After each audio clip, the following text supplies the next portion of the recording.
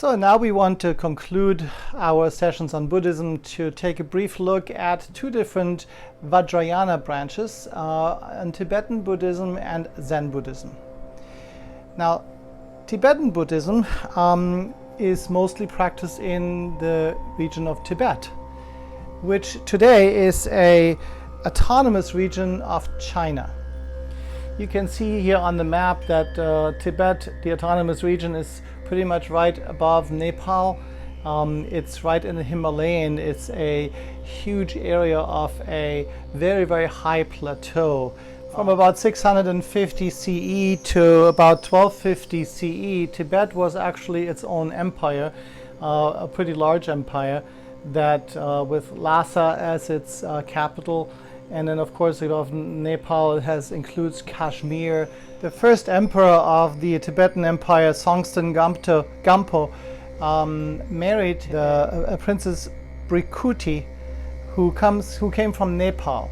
And when she came, she brought Buddhism to Tibet. Shortly after that, Buddhism became the state religion of Tibet. Here you can see some Tibetans in the vast areas and mountainous areas of Tibet.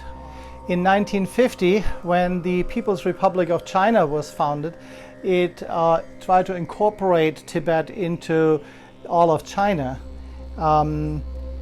which was negotiated out to have Tibet function as a autonomous region of China.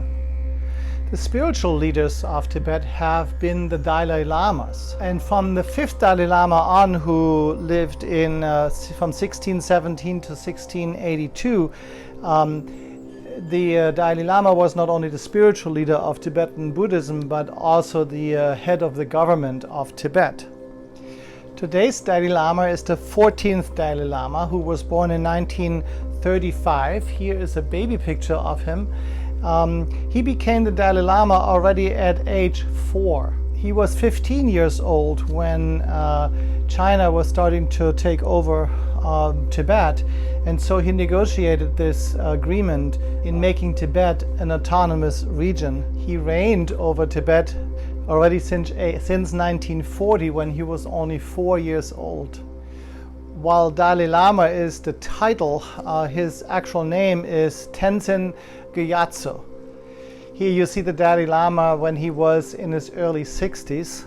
He got the Nobel Prize in 1989, and in 2006 he received the US Congressional Gold Medal from President George W. Bush. You see Nancy Pelosi and the Republican leaders as well.